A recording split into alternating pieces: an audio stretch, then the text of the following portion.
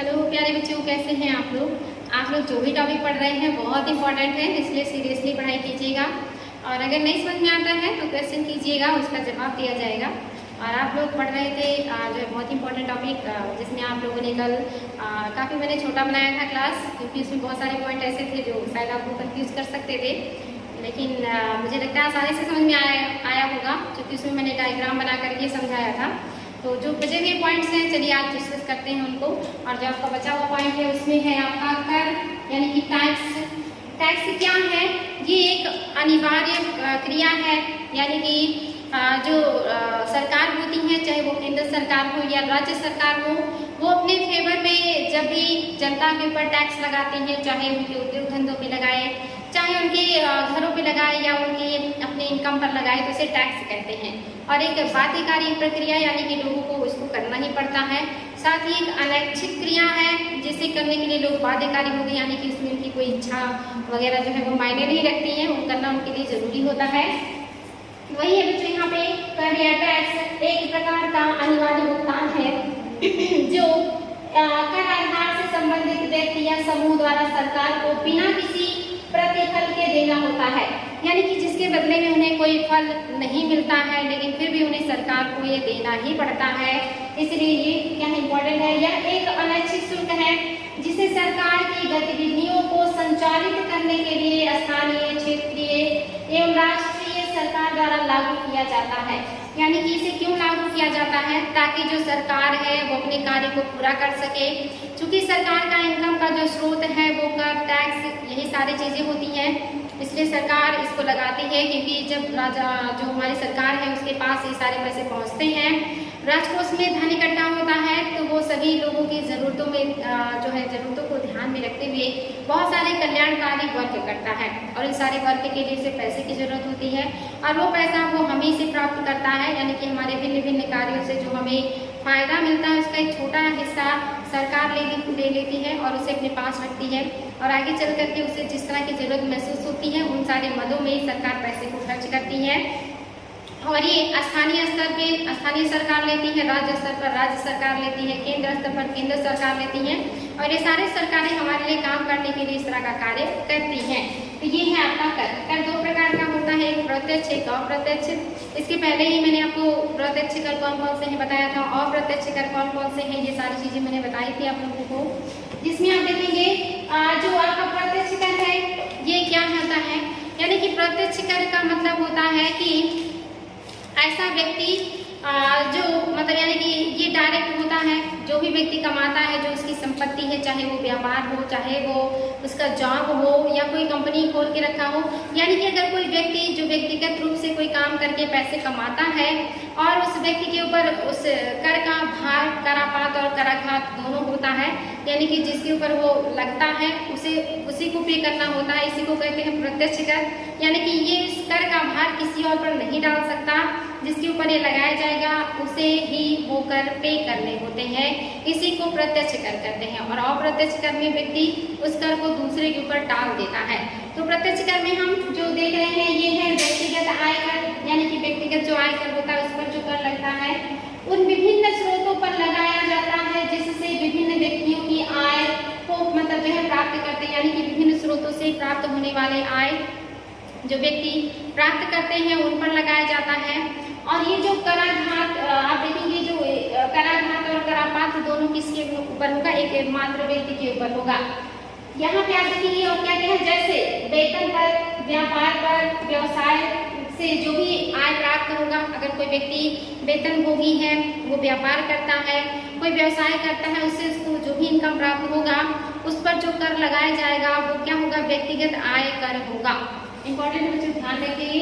साथ ही इसमें संपत्ति आय कर भी आता है और ब्याज एवं लाभांश इत्यादि से जो प्राप्त कर आते हैं उसे भी प्रत्यक्ष या व्यक्तिगत आय कर में रखा जाता है। जैसे मान लीजिए कोई व्यक्ति है वो सूद पे दूसरों को देता है और बदले में उसे ब्याज प्राप्त होता है, एक अच्छा खासा ब्याज प्राप्त होता है, तो उस पर भी सरकार क्या करेगी? टैक्स लगाएगी।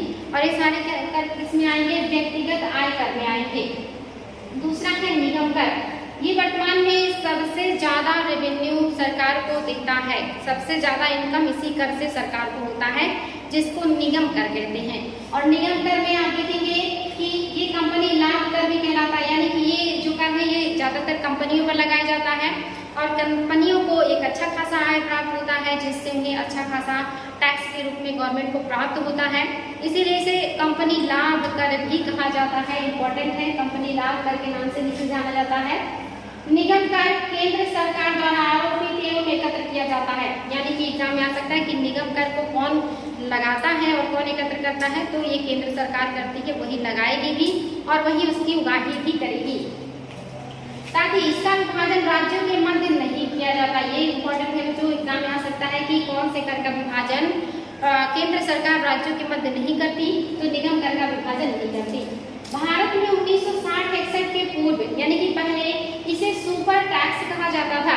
एग्जाम में आ सकता है कि 1960-61 के पहले किस टैक्स को सुपर टैक्स के नाम से भी जाना जाता था, तो निगम कर को ही इसके पहले सुपर टैक्स के नाम से जाना जाता था और उसके बाद इसको हटा करके निगम कर रख दिया गया इसका नाम।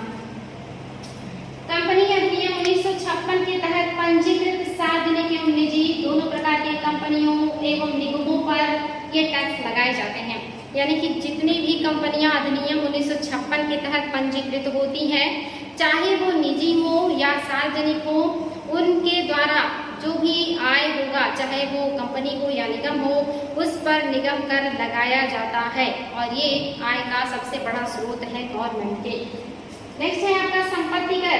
भारत में सर्वप्रथम कर सर्वेक्षण 1957 में केलडार समिति की संस्तुति पर करके लगाया गया था। ये कर जो है ये किसकी संस्तुति पे लगा था? ये केलडार समिति की संस्तुति पर ये कर लगाया गया था 1957 में, याद रखेंगे ये चीज। यह व्यक्तियों, संयुक्त हिंदू परिवारों और कंपनियों की कर मुक्त संपत्ति निकाल देने के बाद बचने वाली निबल संपत्ति के पर लगाया जाता है। यानी कि ये कर किस पे लगता है? तो चाहे वो कोई कंपनी हो, चाहे कोई संयुक्त फैमिली हो, उनका जो छूट का एरिया है कि आप इतना संपत्ति रख सकते हैं, उस छूट के बाद जो भी संपत्ति होगा उस पर ये कर लगाए जाते थे। साथ ही आप देखेंगे कि संपत्ति कर को 2015-16 ये याद रखेंगे बच्चों, संपत्ति कर को 2015-16 के बजट से वित्त मंत्री अरुण जेटली द्वारा समाप्त कर दिया गया। यानी कि बजट में अब आपका जो संपत्ति कर है वो नहीं है, इसे किसने समाप्त किया है? अरुण जेटली के द्वारा समाप्त किया गया है। इंपॉर्टेंट है बच्चों। नेक्स्ट है आपका उपहार कर, गिफ्ट टैक्स। गिफ्ट टैक्स क्या है? यानी कि व्यक्तियों को और जो है उपहार मिलते हैं विभिन्न अवसरों पर और उपहार में उन्हें बहुत सारी वस्तुएं भी मिलती हैं, पैसे भी मिलते हैं।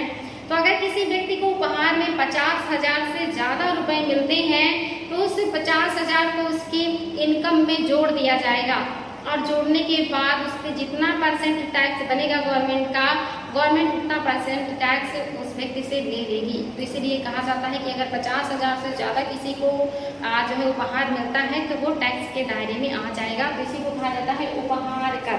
याद रखेंगे बच्चों, 50,000 से ज़्यादा अगर उपहार मिलेगा तो ये टैक्स लगाया जाएगा। और प्रत्यक्ष कर, ऐसे करों को अप्रत्यक्ष कर कहा जाता है जिनका मौद्रिक भार जो है इनसे जो है इस दूसरों पर डाल दिया जाता है। यानी कि ये क्या होता है? अप्रत्यक्ष कर है।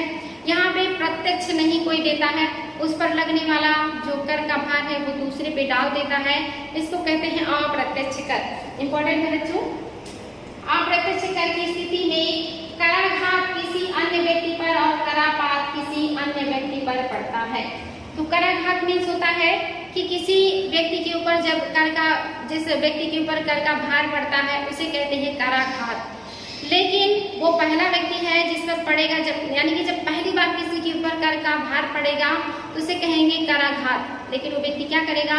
अपने कर को दूसरे के ऊपर टाल देगा, फिर वो किसी और के ऊपर डाल देगा और वो अंतिम व्यक्ति जो अपने ऊपर आए हुए कर के बोझ को किसी और के ऊपर नहीं टाल सकता, यानी कि उसे पेमेंट करना ही पड़ेगा, तो क्या हो जाएगा? करापात। यानी कि उस पर करापात हुआ। जैसे किसी कंपनी में जो है वस्तुओं का निर्माण हुआ तो सरकार क्या करेगी? उन वस्तुओं के ऊपर टैक्स लगाएगी, लेकिन वो कंपनी वाले क्या करेंगे? अपना मुनाफा लेकर के, यानी कि उस टैक्स को उसी में जोड़ करके ज्यादा दाम पे बेच देंगे, यानी कि उसका भार किसी और के ऊपर चला गया जो थोक में लेकर के आएगा। अब वो क्या करेगा? वो जितना उसके ऊपर भार आएगा टैक्स का, उसको वो उसमें जोड़ करके और ज्यादा महंगा करके अपनी वस्तुओं को फुटकर विक्रेताओं को बेच देगा और फिर जो फुटकर विक्रेता है वो वस्तु का दाम और ज़्यादा बढ़ा देंगे, चूंकि उन्होंने कर पे किया है तो उसको उसी में जोड़ करके वो उपभोक्ताओं को बेच देंगे और उपभोक्ता तक आते आते जो वस्तु है वो महंगी हो जाती है। जैसे कपड़ा ही है 1000-2000 का हो जाता है। तो यानी कि जो उपभोक्ता है अब वो उस कर को किसी और के ऊपर नहीं डाल सकता। तो जो करापात हुआ वो किस पर हुआ? उपभोक्ता पर हुआ। और कराघात किस पर हुआ था? तो वस्तु बनाने वाली कंपनी के ऊपर हुआ था। लेकिन उसने क्या किया? उसको अपने से दूसरे पे टाल दिया, और जब ये दूसरे पे टालते जाते हैं तो इसको नहीं लिया जाता है।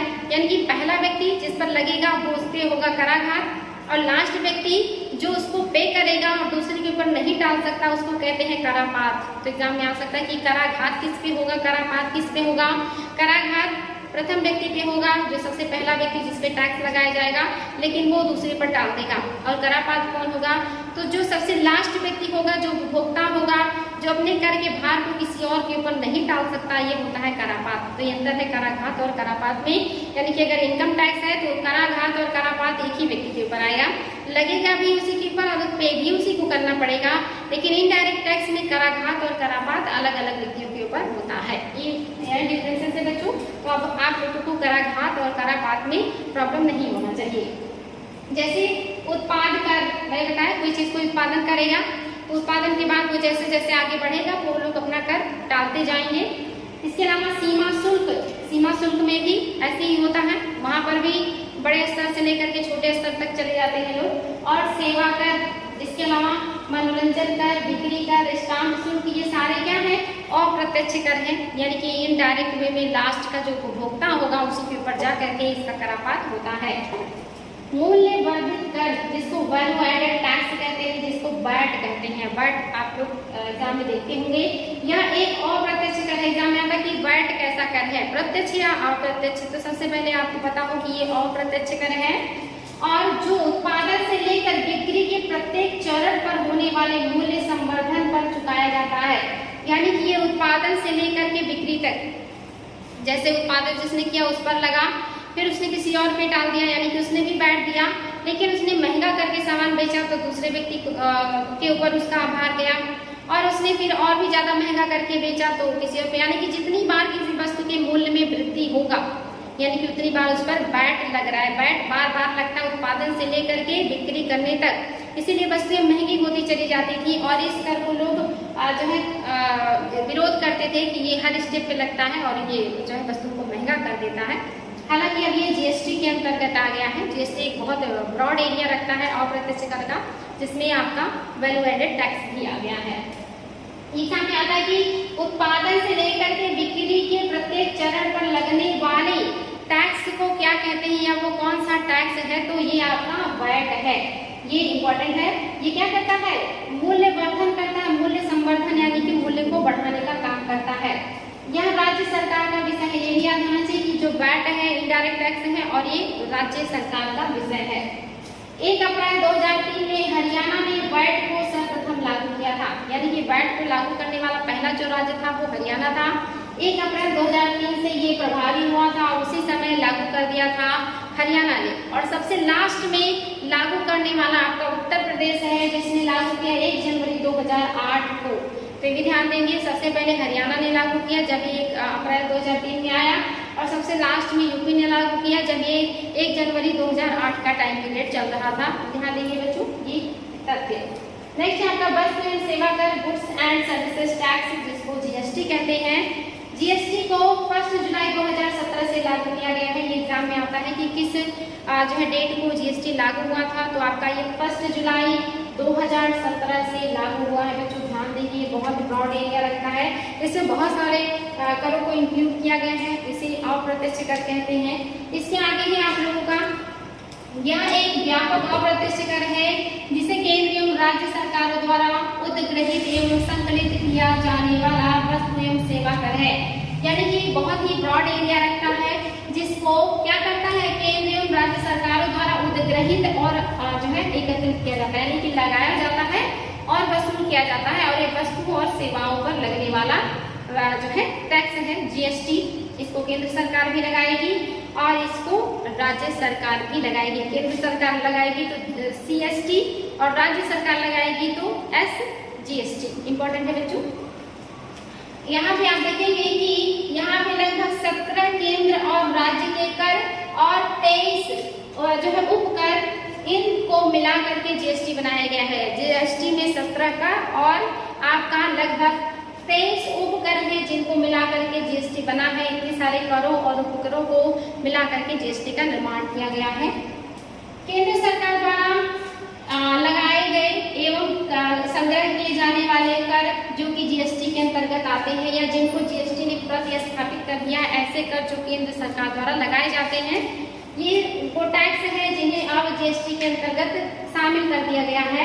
जिसमें आता है केंद्र उत्पाद शुल्क पहला, दूसरा है उत्पाद शुल्क किस पर, दवाइयों एवं प्रसाधन पदार्थों पर, जितने श्रृंगार के मतलब जो है वस्तुएं होती हैं, क्रीम पाउडर जो भी चीजें आती हैं ये प्रसाधन में आते हैं, ये भी है इसमें। और दवाइयां हैं, इन पर जो शुल्क लगता था वो भी अब जीएसटी में आ गया है।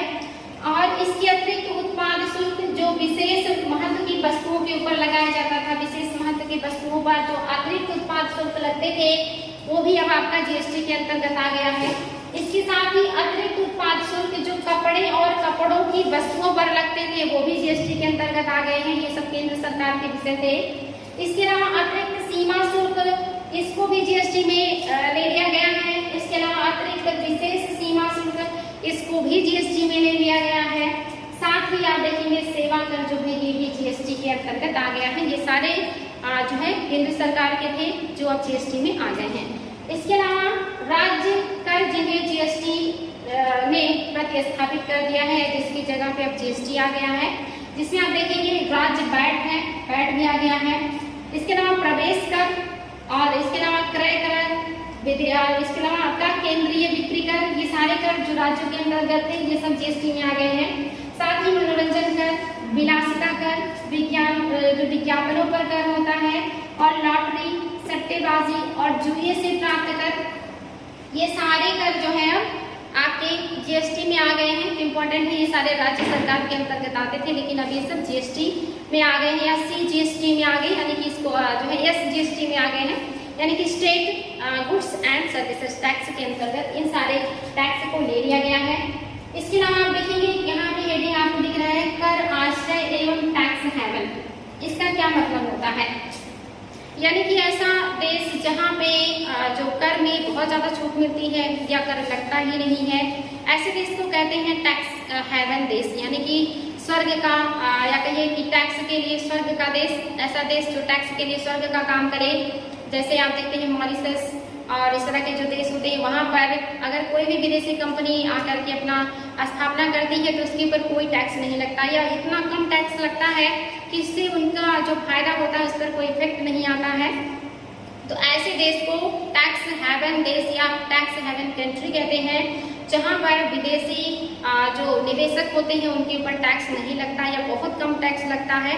तो इसलिए जो ज़्यादातर देश होते हैं वो ऐसे देश में इन्वेस्ट करना ज़्यादा पसंद करते हैं जो टैक्स हेवन कंट्रीज होती हैं। तो ये भी बहुत इंपॉर्टेंट है बच्चों, ध्यान दीजिए। टैक्स हेवन या कर आश्रय, एंटी डंपिंग ड्यूटी और प्रतिकारी शुल्क, ये दोनों लगभग सेम है। एंटी डंपिंग ड्यूटी क्यों लगाया जाता है, ये अक्सर चर्चा में रहता है। WTO इसका बहुत विरोध करता है। क्यों करता है, क्योंकि ये निर्यातक देश के ऊपर लगाया जाता है। अगर कोई देश है जहाँ पे कोई, जैसे मान लीजिए हमारा इंडिया है और चाइना हमारे यहाँ बहुत ज़्यादा सामान निर्यात करता है, अपेक्षाकृत हम बहुत कम वहाँ पे निर्यात कर पाते हैं, तो इसलिए हमारा जो व्यापार है वो बहुत घाटे में रहता है। चूँकि वहाँ पे जो है टेक्नोलॉजी बहुत अच्छी है, वहाँ पे जो कच्चे माल हैं वो सस्ते हैं, बड़ी मात्रा में वो उत्पाद बनाते हैं, तो उनके जो उत्पाद होते हैं वो सस्ती कीमत पे बनते हैं, तो बहुत सस्ते कीमत पे विदेशों में सप्लाई भी करते हैं, जिसकी वजह से उनका जो सामान है विदेशों में उसका डिमांड बहुत रहता है। और खास करके आप अपने इंडिया भी देखिए, चाइनीज माल का बहुत ज़्यादा डिमांड रहता है। क्योंकि वहाँ पे टेक्नोलॉजी अच्छी है, कच्चे माल की उपलब्धता है, तो वहाँ पे जो गुड्स हैं वो बहुत आसानी से या सस्ते में बन जाते हैं और इसका हमारे मार्केट में बहुत ज़्यादा भरमार हो जाता है। तो अगर हमारी जो गवर्नमेंट है वो चाहती है कि हमारे यहाँ के जो छोटे मोटे उद्योग हैं वो भी फले फूले, उनके सामान को भी लोग खरीदें, तो इसके लिए क्या करेगी, चाइना का जो सस्ता माल है उस पर टैक्स बढ़ा देगी, जिससे वो जो माल है वो महंगा हो जाए, और जब महंगा हो जाएगा तो लोग उसको कम खरीद करके अपने स्वदेशी माल को खरीदेंगे। इसी को कहते हैं एंटी डंपिंग जो है टैक्स। जब कोई देश जानबूझ करके अपने यहाँ सस्ते माल उत्पादित करके दूसरे देशों में उसकी मात्रा को बढ़ाने लगता है, जिससे वहाँ का जो स्थानीय व्यापार है, जो स्थानीय वस्तुएं हैं, उसकी जो बिक्री है वो खत्म होने लगती है या कम होने लगती है, तो वहाँ की जो सरकार है अपने यहाँ के लोगों को संरक्षण देने के लिए, अपनी अर्थव्यवस्था को, उद्योग धंधों को संरक्षण देने के लिए आयातित माल पर टैक्स बढ़ा देती है, जिससे वो माल महंगे हो जाते हैं। तो इसको एंटी डंपिंग कहते हैं। और अक्सर इस बात की शिकायत विश्व के देश WTO में करते रहते हैं एक दूसरे के खिलाफ कि जो है जानबूझ करके हमारे सामान पे वहाँ की जो कंट्रीज की सरकार है वो ज़्यादा टैक्स लगा रही है और हमारा सामान वहाँ महंगा हो रहा है, हमें बेचने में दिक्कत हो रही है। तो वहाँ पे WTO जांच करता है कि क्या ये सही है या नहीं। तो ये है एंटी डंपिंग जो है शुल्क। दूसरा है आपका प्रतिकारी शुल्क। ये भी बिल्कुल ऐसे ही है कि यहाँ भी आयातक जो कंट्री है वो निर्यातक जो निर्यात की या जो आयात की गई वस्तुओं के ऊपर लगाती है। यानी कि मान लीजिए इंडिया है और यहाँ पे बहुत सारी वस्तुओं का आयात होता है अलग अलग देश से, तो जो आयातित वस्तुएं हैं उस पर ये कर उसी पर लगाई जाएगी ताकि वो महंगी हो और हमारे देश में उसका जो है कीमत बढ़े और उसका लोग डिमांड कम करे। तो यहाँ पे थोड़ा सा अंतर है। अगर कोई देश अपने यहाँ के किसानों को, अपने यहाँ के उत्पादकों को भारी मात्रा में सब्सिडी दे करके जानबूझ करके उत्पादन सस्ता करवाती है और उसे सस्ते कीमत पर किसी देश में बेचती है और वहाँ की जो सरकार है उस देश मतलब जो है उस वस्तुओं पर जो है कर ज़्यादा लगा करके उसे रोकने का प्रयास करती है, तो इसे कहेंगे जो है प्रतिकारी शुल्क। यानी कि हम प्रतिकार कर रहे हैं क्योंकि आप जानबूझ करके अपने यहाँ जो वहाँ के उत्पादक हैं उनको बहुत ज़्यादा सब्सिडी दे करके सस्ता उत्पादन करवा रहे हैं, बड़े मात्रा में उत्पादन कर रहे हैं और जानबूझ करके हमारा जो व्यापार है उसे बर्बाद करना चाहते हैं। तो यहाँ पे प्रतिकारी शुल्क लगाई जाती है और WTO इसका विरोध नहीं करता, क्योंकि ये किसी देश के द्वारा अगर जानबूझ करके किया जाता है तो WTO कहता है कि नहीं आप लगा सकते हैं। लेकिन एंटी डंपिंग जो शुल्क है ये ज़्यादातर लोग अपने यहाँ के उद्योगों को संरक्षण देने के लिए करते हैं। अगर किसी देश में टेक्नोलॉजी अच्छी है और कच्चे माल आसानी से उपलब्ध हो जा रहे हैं, उसके बाद उसका वस्तु सस्ता है और उस पर कोई देश लगाता है तो वो एंटी डंपिंग कहलाएगा। लेकिन अगर कोई देश जानबूझ करके सब्सिडी देकर अपने यहाँ वस्तुओं का उत्पादन सस्ते में करवाता है या बड़ी मात्रा में करवाता है और उसे किसी देश में भेज करके वहाँ के बाजार को बर्बाद करता है तो उसे प्रतिकारी शुल्क कहते हैं। ये तो थोड़ा सा अंतर है, बच्चों ध्यान देंगे इसको एंटी डंपिंग और प्रतिकारी शुल्क में। तो ये दोनों चीजें आपको याद होनी चाहिए, अंतर आप लोगों को ध्यान देना होगा। घाटे की विभिन्न अवधारणाएं, यहाँ पे आपको थोड़ा सा अपना माइंड कंसंट्रेट करना होगा। यहाँ पे मैं आप लोगों को जो है एक तरीके से कहेंगे कि बहुत शॉर्ट में समझाने वाली हूँ और बहुत आसानी से समझ में आएगा। घाटे की विभिन्न अवधारणाएं, जिसमें आप देखेंगे बजट घाटा। बजट घाटा क्या है? यानी कि जो आपका बजट घाटा होगा उसमें क्या क्या शामिल होता है? तो बजट घाटे में कुल राजस्व प्राप्तियां प्लस कुल पूंजीगत प्राप्तियां होंगी और इसे जब हम माइनस करेंगे कुल राजस्व व्यय और कुल जो पूंजीगत व्यय है इनको, तो हमारा क्या आएगा निकल के बजट घाटा। यानी कि जब घाटा शब्द जुड़ेगा तो वहाँ पे पता चलेगा कि जो व्यय है उसकी मात्रा ज्यादा होगी प्राप्तियों की अपेक्षा। तो यहाँ पे कैसे निकालेंगे? तो बजट होगा, बजट में जो प्राप्तियां हैं उसमें से आप देखेंगे कि जो व्यय है इसको माइनस करेंगे तो आपको मालूम चलेगा कि आपका बजट घाटा कितना है। ये निकालने का तरीका है और मोस्टली जब बजट घाटे में होता है तो वहाँ पे हम प्राप्तियों में से जो व्यय में से प्राप्तियों को माइनस करते हैं। चूंकि व्यय ज्यादा है प्राप्तियां कम है तो ज्यादा में से कम को जो है माइनस करते हैं। तो अगर आपको बजट घाटा निकालना है तो क्या करेंगे? आप कुल प्राप्तियों में से जो आपका व्यय है उसको माइनस करेंगे तो आपको पता चल जाएगा कि आप कितना घाटे में चल रहे हैं या आपको और कितना ज्यादा जो है अचीव करने की जरूरत है। तो ऐसे निकालते हैं आपका बजट घाटा। इंपॉर्टेंट है बच्चों, ध्यान देंगे। और इसमें कुल प्राप्तियों में आपकी राजस्व प्राप्तियां भी आएंगी और पूंजीगत प्राप्तियां भी आएंगी और जब आप उसको माइनस करेंगे तो कुल राजस्व व्यय भी माइनस होगा और पूंजीगत व्यय भी माइनस होगा। यानी कि दोनों को आप प्लस भी करेंगे और दोनों को माइनस भी करेंगे, फिर आपको पता चलेगा कि आपका जो बजट है वो कितने घाटे में चल रहा है। इसके बाद है आपका बजट के प्रकार। बजट 3 प्रकार के होते हैं।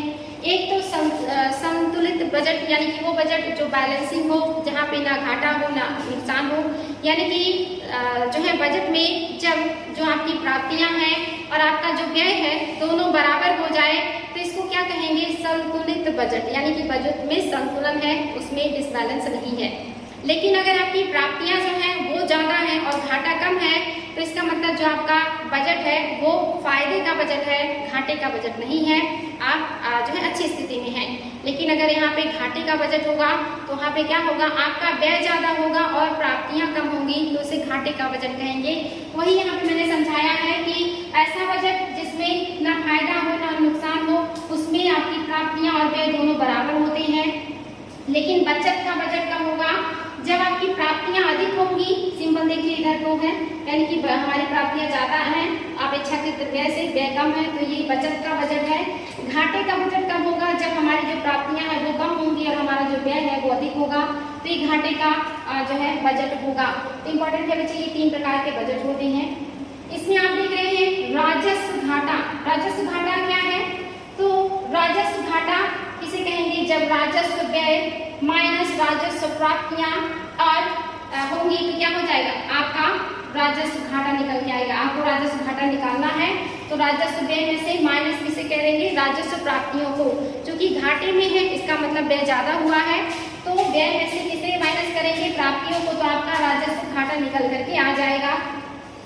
इसके अलावा एक और भी तरीका है, राजस्व घाटा है तो यानी कि राजस्व व्यय क्या है, अधिक है और राजस्व प्राप्तियां कम है, तो आपका राजस्व घाटा इससे भी पता चल रहा है। क्योंकि यहाँ पे सिंबल इधर है, तो दोनों तरीके हैं। अगर आप कहीं दर्शाना चाह रहे हैं राजस्व घाटा, तो वहाँ पे आप लिखेंगे राजस्व घाटा बराबर राजस्व व्यय और ये सिंबल बना देंगे, इसका मतलब ये अधिक है और ये आपका कम है। या फिर ये कर सकते हैं कि राजस्व घाटा माइनस राजस्व प्राप्तियां, तो इससे भी आपका राजस्व घाटा निकल करके आ जाएगा। ये 2 तरीके हैं। नेक्स्ट है प्रभावी घाटा। प्रभावी घाटा क्या है, प्रभावी राजस्व घाटा बराबर क्या होगा, राजस्व व्यय माइनस पूंजीगत परिसंपत्तियों के सृजन हेतु अनुदान। यानी कि प्रभावी राजस्व घाटा में जो भी सरकारों, राज्य सरकारों को केंद्र सरकार के द्वारा अनुदान दिया जाता है, उनके यहाँ डेवलपमेंट करने के लिए उसको भी क्या किया जाता है, इसमें माइनस किया जाता है। इसी को जो है प्रभावी राजस्व घाटा कहेंगे। यानी कि जितनी प्राप्तियां हैं उनको तो माइनस करेंगे ही, साथ ही जो राज्य सरकारों को अनुदान के रूप में दिया गया है उसे भी माइनस करेंगे, तो हमारा क्या आएगा, प्रभावी राजस्व घाटा निकल करके आएगा। वही पे यहाँ पे लिखा है, कंफ्यूज मत होइएगा, राजस्व व्यय माइनस पूंजीगत परिसंपत्तियों के सृजन हेतु अनुदान जो राज्यों को दिया जाता है, माइनस आपकी राजस्व प्राप्तियां, प्रभावी राजस्व घाटा। ये आपका दूसरा तरीका है। तो ये क्या हो जाएगा, प्रभावी राजस्व घाटा में आप जितनी प्राप्तियां हैं उसमें से जो व्यय हुआ है या जो व्यय है उसमें से प्राप्तियों को भी माइनस करेंगे। इसके अलावा जो आपने राज्यों को अनुदान दिया है उसको भी माइनस करेंगे, तो आपका प्रभावी राजस्व घाटा निकल करके आ जाएगा। और उसी का दूसरा तरीका भी है यहाँ पे कि राजस्व घाटा माइनस पूंजीगत परिसंपत्तियों के सृजन हेतु अनुदान। यानी कि यहाँ पे आप 2 तरह से इसे समझ सकते हैं, आपका ये तरीका भी है और आपका ये तरीका भी है, दोनों एक ही चीजें समझा रहे हैं। तो यहाँ पे बच्चों ध्यान देंगे, बहुत माइनर सा अंतर है कि यहाँ पे व्यय में से माइनस परिसंपत्तियों को भी करेंगे और प्लस अपनी जो पूंजीगत प्राप्तियां हैं उनको भी करेंगे, तो आपका निकल करके आ जाएगा प्रभावी राजस्व घाटा। नेक्स्ट है आपका राजकोषीय घाटा। राजकोषीय घाटा की जो अवधारणा है ये 1985 ईस्वी में जो है मौद्रिक पद्धति के क्रियान्वयन पर सुब्रमण्यम चक्रवर्ती के द्वारा लाया गया है। ये जो समिति है इन्होंने ही इसको जो है प्रस्तुत किया था, राजकोषीय घाटा। याद रखेंगे सुब्रमण्यम चक्रवर्ती, तो जो समिति गठित हुई है उन्हीं के द्वारा प्रस्तुत किया गया ये घाटा है 1985 में। क्या होता है राजकोषीय घाटे में, तो इसमें भी क्या होगा, कुल व्यय जो आपने व्यय किया है, जिसमें क्या है राजस्व व्यय और पूंजीगत व्यय, ये दोनों इसमें मिले हुए हैं, माइनस उधार छोड़कर कुल प्राप्तियां। यानी कि जो आपने लोगों से उधार लिया है वो भी तो आपकी प्राप्तियों में आता है, तो आपको उस उधार को छोड़ देना है। उसके अलावा जितनी भी प्राप्तियां हैं उसको आप क्या करेंगे, लेंगे, यानी कि माइनस करेंगे, यहाँ से माइनस करेंगे। उधार को छोड़ करके जितनी भी प्राप्तियां हैं, चाहे वो राजस्व प्राप्तियां हो या आपकी पूंजीगत प्राप्तियां हो, जब उनको माइनस कर देंगे तो आपका क्या हो जाएगा, कुल जो है राजस्व घाटा निकल करके आएगा। यानी कि जितना भी व्यय है, चाहे वो राजस्व व्यय है या पूंजीगत व्यय है, इस व्यय में से माइनस क्या करेंगे हम, जितनी भी हमारी प्राप्तियां हैं, लेकिन उस प्राप्तियों में हम उधार को छोड़ देंगे, इसको नहीं जोड़ेंगे। इसके अलावा जितनी प्राप्तियां हैं उसे व्यय में से माइनस कर देंगे, तो आपका क्या आ जाएगा, राजकोषीय घाटा आएगा। ये ट्रिक आपको याद होना चाहिए बच्चों की जितना व्यय है, चाहे वो राजकोषीय व्यय हो, चाहे पूंजीगत व्यय को इसमें से हम माइनस करेंगे राजकोषीय और मतलब जो है पूंजीगत और राजस्व प्राप्तियों को, लेकिन उसमें हम क्या छोड़ेंगे, उधार को छोड़ देंगे। जो हमने दूसरों से उधार लिया है हम उसे इसमें नहीं इंक्लूड करेंगे। तो जो निकल करके आएगा वो आपका राजकोषीय घाटा होगा। ध्यान दीजिए, इसको बार बार रिवाइज करेंगे तो आसानी से समझ में आएगा। प्राथमिक घाटा क्या है, एग्जाम में आता है प्राथमिक घाटा क्या है, ये बहुत आसान है। प्राथमिक घाटा किसे कहेंगे, जब राजकोषीय घाटे में से हम ब्याज भुगतान को माइनस कर देंगे तो हमारा क्या निकल करके आएगा, प्राथमिक घाटा। एग्जाम में आता है इस तरह से सिंबल दिया रहेगा और कहेगा बताइए कौन सा है जो सही डिफिनेशन दे रहा है। तो प्राथमिक घाटा में प्राथमिक घाटा जो होगा वो क्या होगा, राजकोषीय घाटे में से जब आप ब्याज भुगतान को माइनस कर देंगे तो आपका प्राथमिक या प्राइमरी घाटा निकल करके आ जाएगा। आई होप ये बहुत आसान है, कर लेंगे आप लोग। यहाँ भी थोड़ा सा है, ठीक है, लेकिन एक एक को पढ़ेंगे ध्यान से तो आप इसको निकाल सकते हैं, क्योंकि जो भी है बिल्कुल साफ साफ लिखा है। आगे है बच्चों आप लोगों का वित्त आयोग। वित्त आयोग जो है ये अनुच्छेद 280 में है, इंपॉर्टेंट है। 280 के तहत वित्त आयोग का जो है उल्लेख मिलता है। राष्ट्रपति जो होते हैं वो हर 5 वर्ष बाद या आवश्यक हो तो उसके पहले ही वित्त आयोग का गठन करते हैं, जिसमें एक अध्यक्ष होता है और 4 उपाध्यक्ष होते हैं। और ये क्या करते हैं, राज्यों और केंद्र सरकार के बीच जो भी राजस्व होता है उसको बंटवारे का काम करते हैं। एग्जाम में आता है कि राज्य और केंद्र के बीच कर का बंटवारा कौन या किसकी अनुशंसा पे होता है, तो वित्त आयोग की अनुशंसा पर होता है। 14वें वित्त आयोग के जो अध्यक्ष हैं ये वाई रेड्डी हैं, एग्जाम में आता है। इन्हीं की अध्यक्षता में बनाया गया था 14वां वित्त आयोग, और इनका जो कार्यकाल है ये 1 अप्रैल 2015 से 31 मार्च 2020 तक है। ये कार्यकाल भी पूछ लेता है कि 14वें वित्त आयोग का कार्यकाल कब से कब तक है, 1 अप्रैल 2015 से 31 मार्च 2020 तक का इनका कार्यकाल है। और इसके अलावा आप देखेंगे कि इनका जो गठन किया गया था इनकी सिफारिश पर मोस्टली जो किया गया है, वाई रेड्डी इसके अध्यक्ष हैं, और इन लोगों ने कुछ सिफारिशें की हैं। और इन्होंने 2014 में जब अपनी रिपोर्ट सौंपी थी तो इन्होंने क्या सिफारिश किया था, इन्होंने कहा था कि राज्य की हिस्सेदारी 10% बढ़ा देनी चाहिए। एग्जाम में आता है कि किस जो है आयोग ने ये सिफारिश की थी कि राज्य की हिस्सेदारी 10% बढ़ा देनी चाहिए। तो 14वें वित्त आयोग ने किया था, ये कहते हैं कि जो राज्यों की हिस्सेदारी इसे बढ़ा करके 32 से 42% कर देना चाहिए, यानी कि 32% है और इसे 42% कर देना चाहिए। तो इन्हीं की सिफारिश पर इनका जो एक तरीके से हिस्सेदारी है इसे बढ़ा करके 32 से 42% किया गया था। ये भी एग्जाम में क्वेश्चन आया था कि 32 कितने परसेंट बढ़ा करके किया गया था, तो 32 से 42 किया गया था। और किसकी सिफारिश पर, तो 14वें वित्त आयोग के सिफारिश पर कितने परसेंट बढ़ाया गया था, तो 10% बढ़ाया गया था। तो ये सारी चीजें याद रखेंगे बच्चों। 15वां वित्त आयोग 1 अप्रैल 2020 से शुरू हो रहा है और ये 5 वर्षों के लिए होगा। और ये क्या है, इनके जो अध्यक्ष हैं ये इनके सेन हैं और इनका जो कार्यकाल है 20 से 2025 के बीच का है।